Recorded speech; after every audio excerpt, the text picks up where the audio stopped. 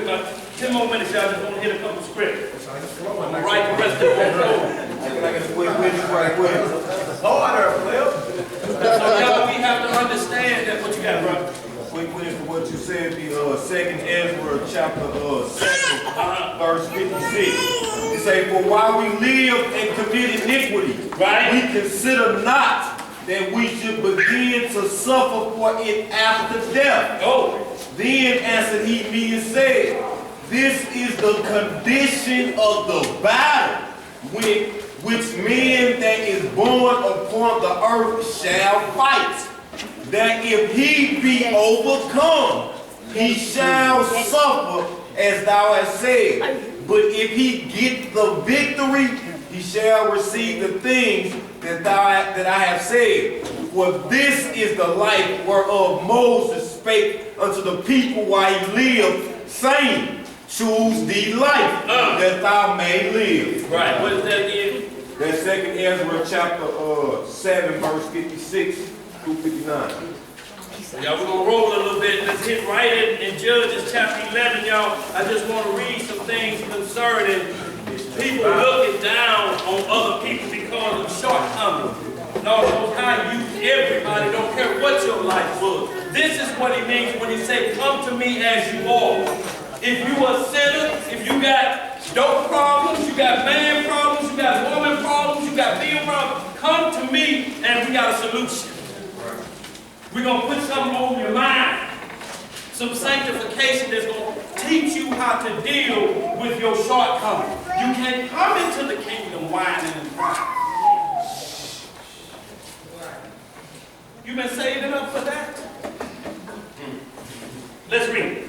The book of Judges, chapter 11, verse 1. Right? Now Jephthah, Now who? Jephthah, Okay. the Gileadite, was a mighty man of valor, and he was the son of Anhor. What was he the son of? Anhor. Right? And Gilead begot Jephthah. Right? And Gilead's wife bare him sons. And his wives' sons grew up, and they thrust out Jephthah, and said unto him, thou shalt not inherit in our father's house, for thou art the son of a strange woman. Look at this. Now, the other brothers don't want to, they thrusting him out when the goods come. You ain't really our daddy, real children. You from outside. Y'all know what we do at family reunion? Whisper.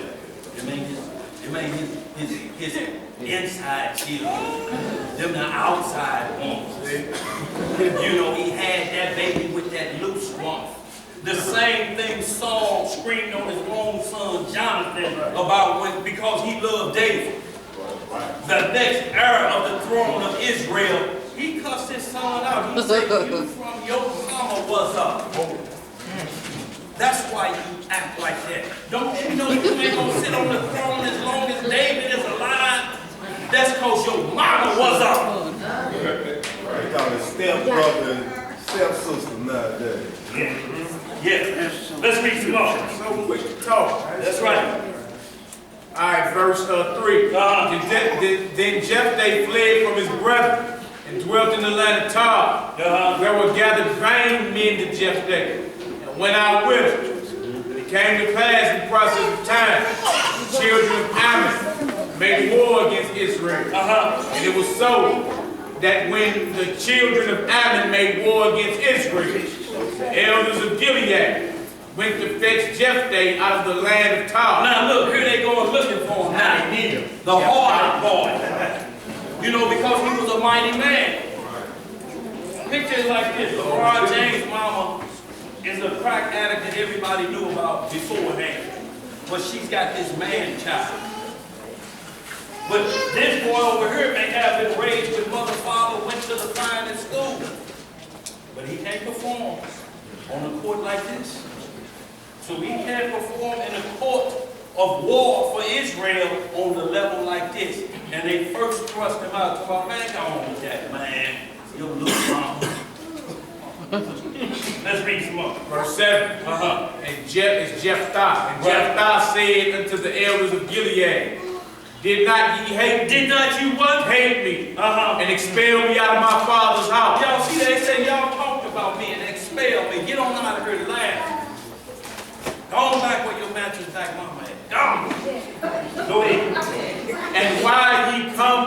Even now when ye are in distress. What are they in? Distress. Now they looking for. It's trouble. Go ahead. And the elders of Gilead said unto Jephthah, therefore we turn again to thee now, that thou mayest go with us, and fight against the children of Ammon, and be our head over all the inhabitants of Gilead. So we see when Paul was talking about expedient, he got with the weak. Because people would look at that because you weren't raised a certain way, you ain't worthy to be in the army of the Lord. Man, your family was raised like this and you grew up in the projects. You a Wellston dweller. They had the same thing about Christ. What good things would come out of Nazareth? Do y'all know Nazareth was almost uninhabited? It was so crazy and it was the lowest of the low. I'm talking about, who would I go look like Creed? Let's get some more. Verse 9. And Jephthah said unto the elders of Gilead, Right? ye bring me home again to fight, Right? against the children of Ammon. Right? The Lord delivered them before me. Shall I be your head? Right? And the elders of Gilead said unto Jephthah, the Lord be witness between us, Right? if we do not so according to thy word. And Jephthah went with the elders of Gilead, and the people made him head and captain over them. Right? And Jephthah uttered all his words before the Lord at Mitzvah. And Jephthah sent messengers unto the king of the children of Ammon, saying, what hast thou to do with me, that thou art come against me to fight in my land? The king of the children of Ammon answered unto the messengers of Jephthah, because Israel took away my land, when they came up out of east, or Arnon, even unto Jabbok, and unto Jordan. Now therefore restore those lands again peaceably. And Jephthah sent messengers again to the king of the children of Ammon. You can hold up now when they come to that last verse. Y'all read all of that. But the reason we went there is to show you that because of how you came up, Christ ain't looking for quantity, he's looking for quality. And that quality can be found in anybody. But you have to play by his rules. When he say come as you are, you can't come into the house of the Most High with your skirt way up here, you bend over, you can see your kidneys. Or a man coming in with biker shorts on and you go upset the crowd. You know, he ain't coming like that. Who gonna be able to concentrate? You know that somebody gonna be offset. You know what I'm saying? Daughters are getting full. Let's get right back to that 1 Corinthians 10. Y'all gonna write the rest of these on the board. We're gonna close out. I'm gonna write the rest of them. Y'all get some time to say because we have to talk about the Passover and Purim that's coming up next week. Come on, y'all. Y'all, we're gonna hit that about 15 minutes. Y'all then we'll be out of here. 1 Corinthians 10 is very important to understand and speed. Look, y'all, we have to understand because you say I'm a law keeper and I don't eat pork, I don't do all these things. This is going to be a long walk in America. Because that's what they offer the most. You can't see a burger without them saying, but it ain't going to taste right unless it's got this bacon on it. It ain't going to taste right unless it's some shrimp and some scallops. Show breaking it over. Unclean flying in the air. Blood flowing over. And you just licking your chops. No, the Most High ain't said you can't eat. He just tell you what you can't eat. He tell you what kind of meat you can eat. He don't tell you what birds you can eat. He just tell you the ones you can't. He say of the fowls, nothing that eats blood. No vultures, no eagles, nothing that will look down at flesh and blood and a bird consumes it. You can't eat nothing, it ain't gotta go through the whole list. If it's a flesh-eating fowl, it's off the list. That ain't hard, is it? It ain't like he's saying you can't eat fowl, you just can't eat that one with blood because you don't want to taste blood in your mouth. And when blood is in your mouth, you commit murder. Let's get some more. Okay. 10. Yeah, pick back up and y'all, we're gonna read this last, y'all. We're gonna write the rest down and then we just gotta mention message about Passover and Purim, because a lot of things coming up concerning that being next week. 10 and where you stop at? Verse, I stopped at verse. start at 26. Yeah, that's right. 1 Corinthians 10 and 26, y'all, something very important in here about consciousness, y'all. This is the only thing we're talking about when we're talking about things are expedient. Your conscience have to govern a situation. If you know that this may create a problem, consciously you can't do nothing with that. Expedient, this ain't the time to get busy with that. Because you hear a husband going off in the cafeteria at work. I wish somebody would bring me something about that Jesus or the Bible. And you just trim them to get at them. Right. Your job said you proselytize. Here, you got to hold. You think Christ gonna say, well, you had my back on that job. No, you agreed to contract. Conscience said, he said, I just never keep talking this noise. I'll get him later. Catch him in the park. But if your mind thinks instantly in season means jeopardize liberty. This ain't the God we're talking about because it's full of mercy and compassion. He will never put you in a situation to suffer. Ever. Let's read some more. What you about it? Verse 25. Whatsoever is sold in the shambles, right? That eat, right? Asking no question for conscience. See, asking no question for conscience sake, and this is more for idol worship. Just say you in an Arab shop, the sons of Ishmael. Because it's all kosher. First thing we got to understand, if you go up in there, what's the first thing you have? It's all kosher, let's say clean. I don't use that word kosher. Clean. It's all clean meat. But they are Ishmaelites. And who do they worship? The moon God. The moon God. Unless you come in there, they can tell you, we have all of this clean meat for your Passover. And it has been blessed. A priest came in and blessed all of this meat with the blessings of Allah.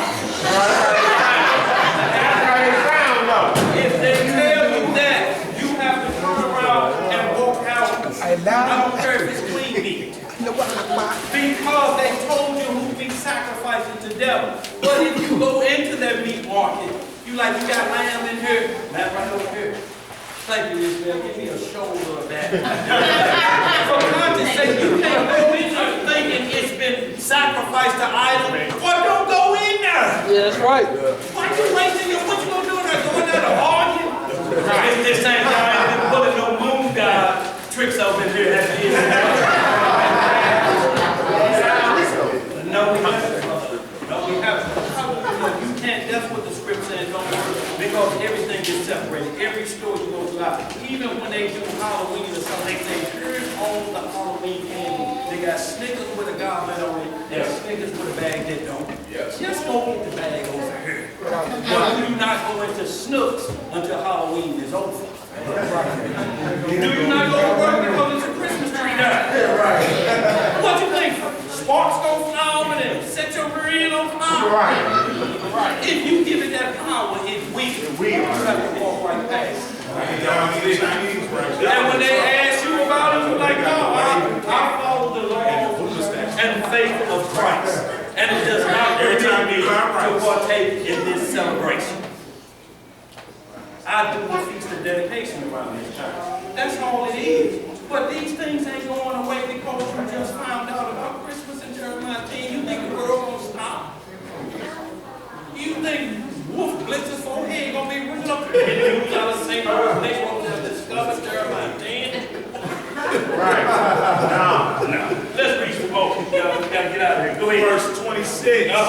For the earth is the most high. Right. And the fullness thereof. Right. If any of them that believe. If any of them that what? Believe not. Believe, say it again. If any of them that believe not. What's the word behind believe? Not. So what do they not believe? Not is a negative word. What do they not believe? The truth. Okay, so the question, this is what Paul said to get us on. Go ahead. If any of them that believe not bid you to a feast. What they bid you to? Bid you to a feast. Right. And ye be disposed to go. Now this is the key word. If an unbeliever bids you to a feast, come on over for Christmas dinner. Come on over for Pastor Brown. for dinner.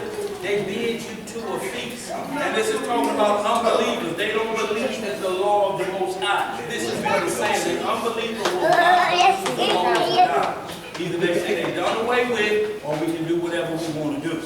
That's been wiped away. So if any one of them bid you to a feast, and it says you be disposed to go. Disposed, the key word meaning, I've thought about it. It's been over and over in my mind. Should I go? Should I go? What's the next verse? Read on.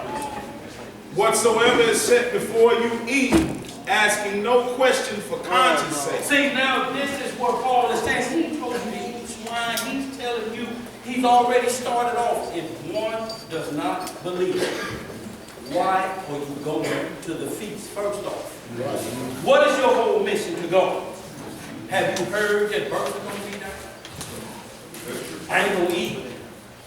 I got some smooth words. Denzel's going to be there. I ain't going to eat. But I just want to see King first. Hey, whatever your reason is for conscience sake, and you be going, when they set it out, the unbelieving food or whatever it is, everything sacrificed to that idol. It says for conscience sake, don't you start talking about God.